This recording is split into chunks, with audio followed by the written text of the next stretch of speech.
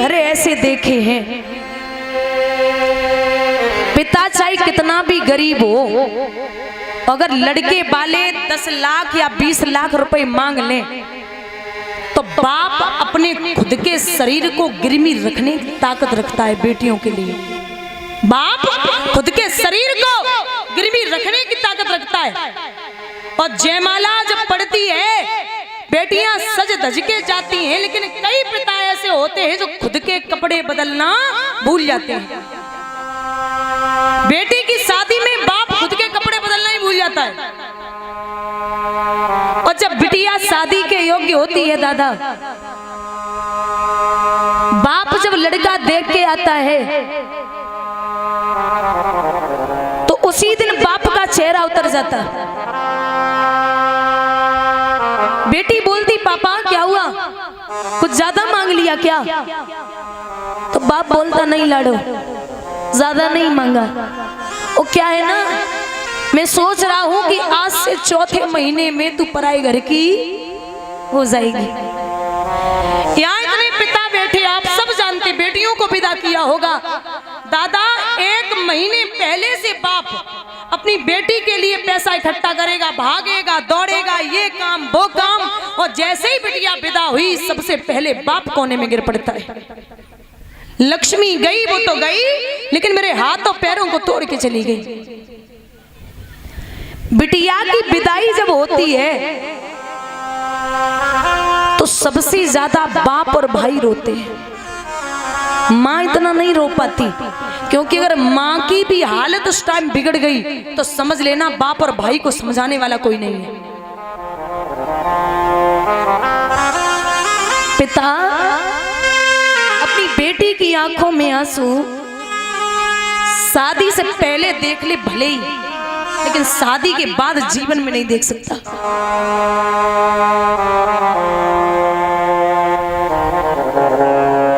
दादा बेटियां वो हैं, अच्छा बेटी की विदाई पे सब रोते हैं, लेकिन एक ऐसा व्यक्ति रोता जिसे नहीं रोना चाहिए, वो है बेटी का भाई। जब तक वो कुंवारी रहेगी रोज पीटेगा, रोज मारेगा, खाना बना, मेरे कपड़े धुल दे, बना ऐसे घर में शादी करूंगा, रोज सास लड़ेगी। लेकिन जब बहन विदा होती सबसे ज्यादा भाई रोता है। एक व्यक्ति ने पूछा कि आज क्यों रो रहा है, रोज लड़ता था। तो भाई हिचकी लेके जवाब देता है कि वीरन जितनी बार लड़ाऊं ना अपनी तरफ से ही लड़ाऊं, और अगर घर आने में जरा भी लेट हो गया तो उसने 50 फोन कर दिए, कहाँ मर रहा है, अरे भोजन नहीं करना क्या। मैं हमेशा लड़ता था, तो वीरन आज से न तो कोई लड़ने वाला होगा ना ही कोई मनाने वाला होगा। एक बाप के भले ही 4 बेटियां हो, 4, और दादा वो इतनी सामर्थ्य रखता है, बाप 4 बेटियों को राजकुमारी की तरह पालेगा। बेटी अगर विदा होगी तो मुड़ मुड़ के अपने घर को देखती है, और बिटिया की विदा आप कर भी दो तो हर दूसरे दिन फोन करेगी, माँ की नहीं पूछेगी, पापा आप ठीक है ना, आपकी तबीयत खराब थी, दवा लेते हो ना, अरे मेरा मन कर रहा है आपको देखने का, मेरे ससुर से फोन कर देना, वो मुझे भेज दें। बाप फोन करेगा, समधी जी बेटी को भेज दो। ससुर कहते नहीं भेज सकता, त्योहार पे आएगी, बेटी मन मार के बैठ जाएगी, नहीं जा सकती। अरे अगर कुंवारी है बिटिया और माँ अगर चिल्ला दे बेटी पर तो बाप लड़ जाता, बोलता नहीं बेटी से कुछ मत कहना, मेरी बहुत प्यारी है, पराए घर जाएगी, पता नहीं कैसा परिवार मिले। और ये सत्य भी है, टूटे हुए खिलौने से बेटियां खेल सकती हैं, बेटा नहीं खेलेगा। आप अभी बाहर जाना और ये बेटी से पूछ लेना कि लाड़ो मैं बाहर जा रहा हूं, कुछ चाहिए, तो बेटी कहती नहीं पापा आप सही सलामत घर पे आ जाना, वही बहुत है, आप जाइए और अच्छे से वापस शाम तक आ जाना।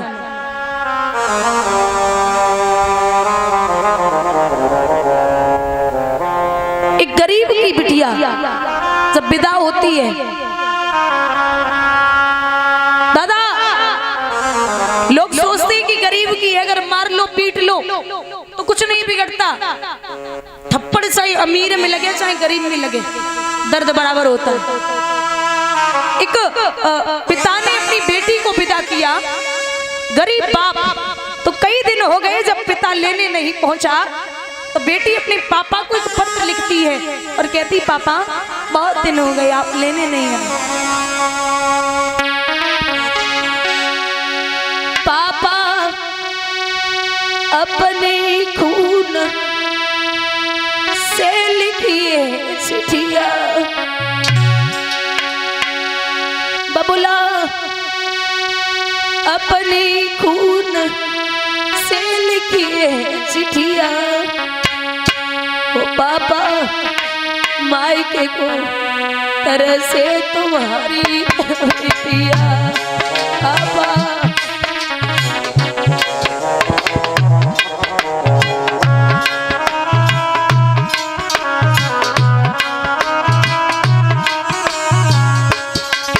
पिताजी सासु मेरी मारे ससुर धमकावे, पापा सासु मेरी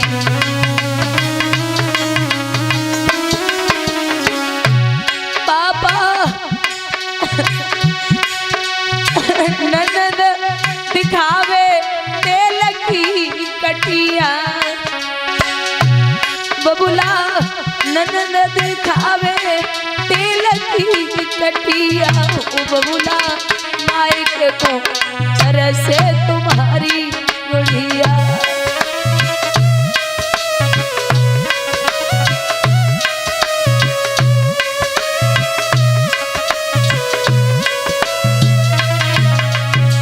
पिताजी जिसको बनाया पापा जीवन साथी,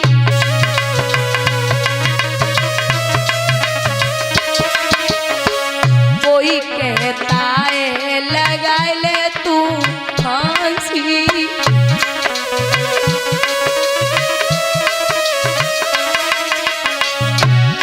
बस थोड़े ही दिन न किया बिटिया, पापा थोड़े ही दिन न किया बिटिया, ओ बबुला मायके को तरह से तुम्हारी गुड़िया।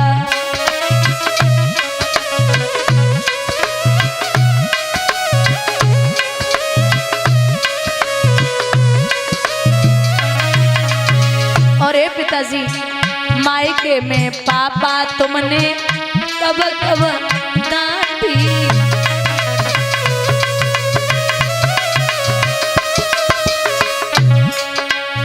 ससुरे में बिना पिटे दिन जात नहीं बाकी,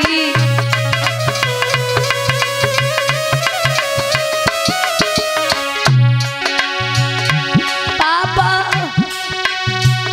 कैसे रहे तुम्हारी गुड़िया, बबुला कैसे रहे तुम्हारी बिटिया, बबुला मायके को तरह से तुम्हारी गुड़िया।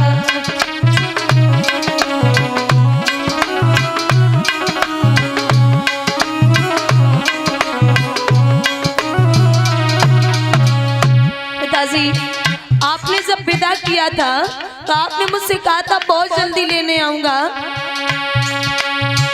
अपनो बचन पापा भूल मत रहियो,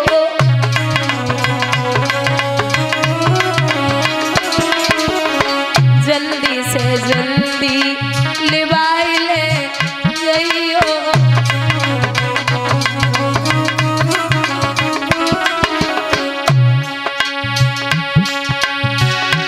बबुला थोड़े ही दिन न किए बिटिया, पापा थोड़े ही दिन न किए गुड़िया, ओ बबुला मायके को तरह से तुम्हारी बिटिया।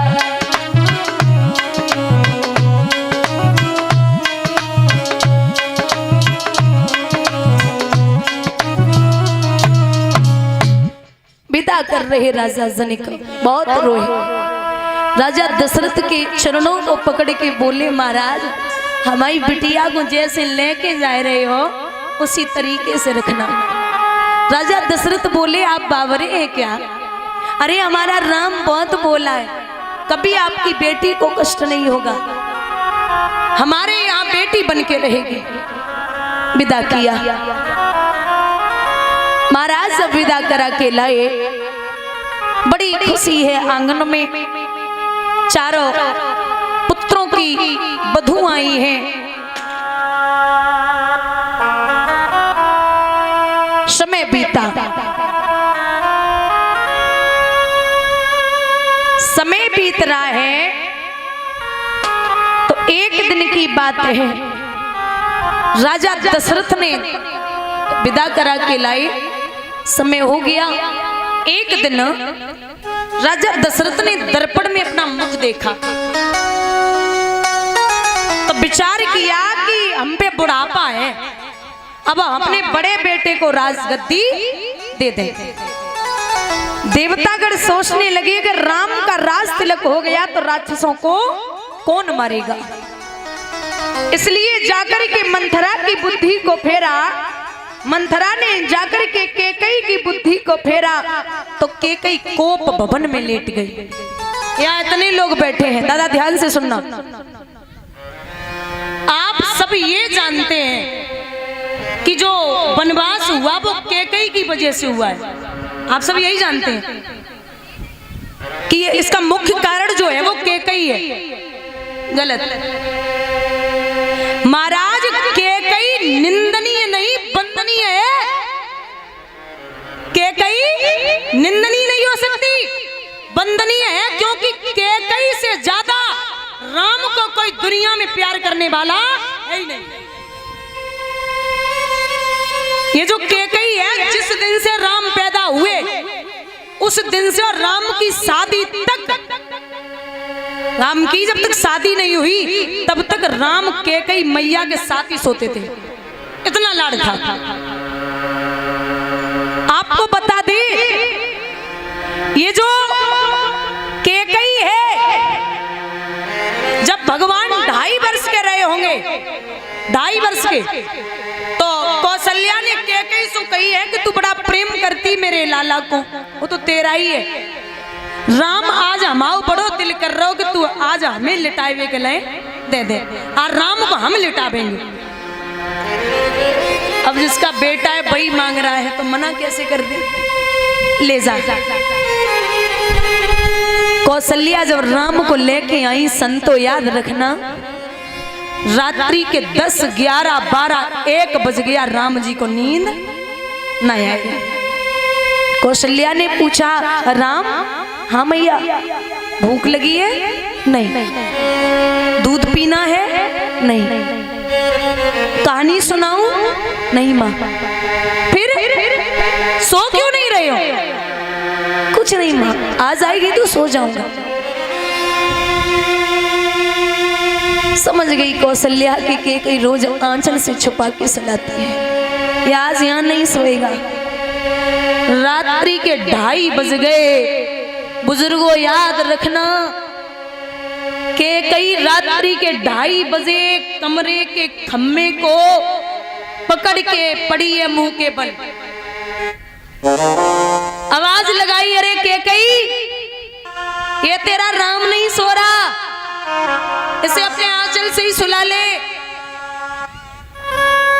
केकई एकदम से उठी, अरे आजा बेटा, आजा राम, हमें तो तेरे बिना नींद ही नहीं आ रही, सो जा। रात्रि के 2:30 बजे मैया ने आंचल से लगाई हो, छाती से लगाए कि मैया केकई राम को लेके सोई गई। समय बीता, दादा भगवान 4 वर्ष के हुए राम जी, तो एक दिन मैया केकई राम को दाल भात खिलाई रही।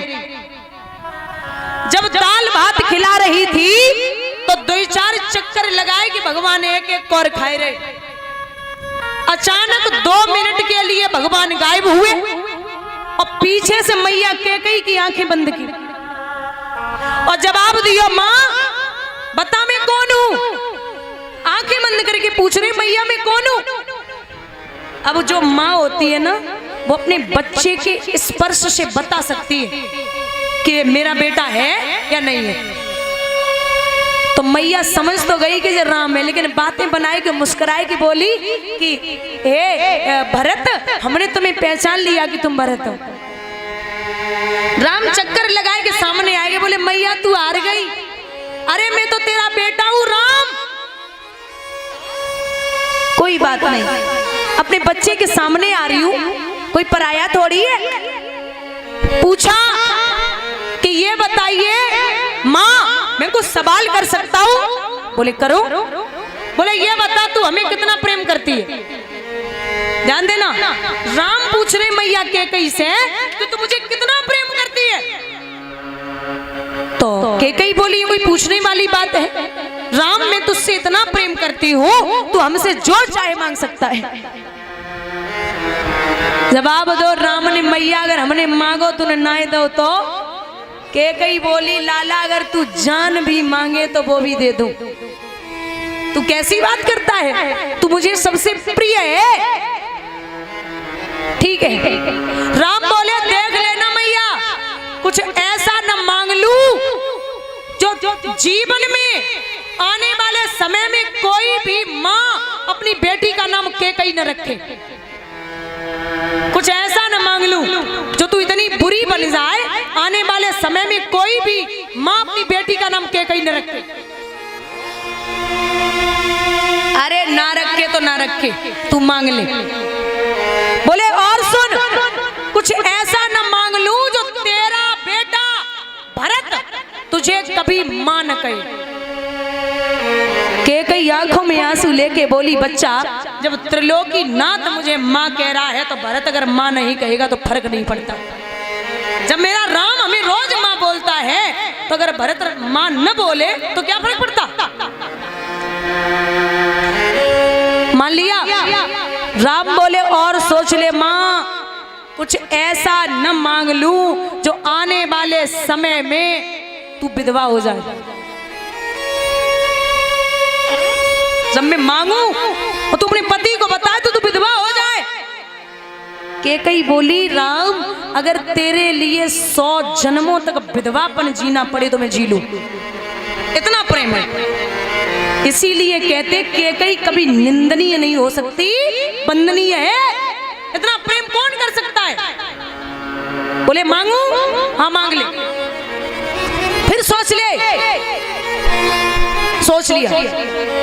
बोले मां मैं इसलिए आया हूं राक्षसों का वध करने के लिए, और तेरे जो 2 वरदान आने वाले समय में तू सहायता करेगी। हमें पता है कि 2 वरदानों की बात होगी, तू वो वरदान जो हैं वो आने वाले समय में दशरथ जी से मांगना। पहला वरदान भरत को राज तिलक और दूसरा वरदान मेरे लिए वनवास। जो जब बात सुनी तो 4 वर्ष की आयु के भगवान बेहोश है कि मैया गिर पड़ी। अरे राम तू हमारी जान मांग ले बच्चा, वो दे दूं, लेकिन वनवास तो मैं तुझे कभी नहीं भेज सकती। राम बोले मैंने पहले ही कहा कि तू नहीं दे पाएगी। अरे बोले कैकेयी इतना बड़ा काम करवाएगा, लोग मुझे पापी नहीं ठहराएंगे। बोले मैंने पहले ही बोला कोई कैकेयी अपनी बेटी का नाम रखेगा ही नहीं। कहीं है कैकेयी नाम, कहीं नहीं। बोले और ये सत्य भी है, जा दिन से राम बन के लाए गए और भरत ने सुना कि मेरी माँ की बदौलत गए, तो उस दिन से भरत ने अपनी कैकेयी को मां नहीं बोला। वो समय आया,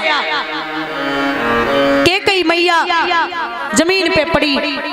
राजा दशरथ बोले देवी क्या बात है, आप यहाँ जमीन पे पड़ी हो।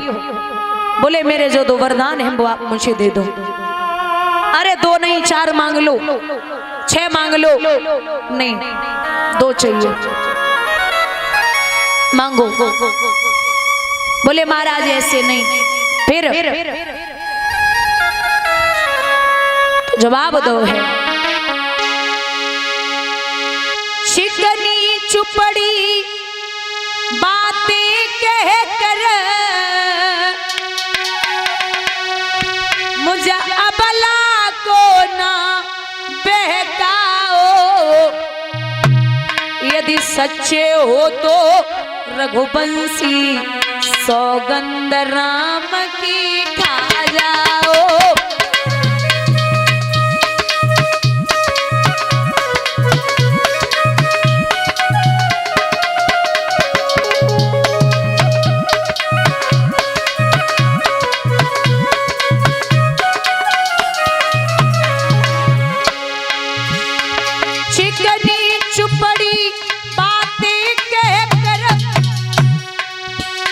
मुझे अबला को ना बेकाओ, यदि सच्चे हो तो रघुवंशी सौगंध राम की खा जाओ।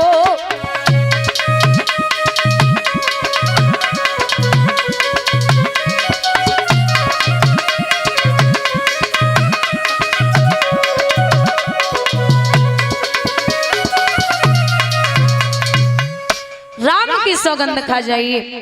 बोले मैं राम की सौगंध खाता हूं, आप जो मांगोगी वही मिलेगा। तो पहला वरदान सुनिए। क्या पहला वरदान है? मेरे भरत को बुला करके राज तिलक करवा दो। इतनी छोटी सी बात, इसमें कसम खिलाने की क्या जरूरत थी? ऐसे ही मांग लेती। बोले नहीं, दूसरा वरदान सुनिए। क्या? तापस भेष विशेष उदासी और 14 बरस राम बनवासी। तापस भेष, तपस्वी के भेष में विशेष। दादा अगर लक्ष्मण बन के लिए विशेष, शेष नाम के अवतार लक्ष्मण, अगर ये बन के लिए नहीं जाते तो मेघनाथ को मारने वाला कोई नहीं था। मेघनाथ को वो ही मार सकता था जिसने 14 वर्षों तक पत्नी का मुख न देखा और जो सोया न हो। 14 बरस राम बनवासी। अब शंका होती है कि 14 वर्षों का ही क्यों मांगा? 13 का मांग लेती, 16 का, 18 का मांग लेती। परीक्षित, रावण की मृत्यु के सिर्फ 14 वर्ष ही बाकी बचे थे। आई मौत छोड़े नहीं और रहो छे देश विदेश, और बिना मौत मरियो नहीं छे बिचरो देश।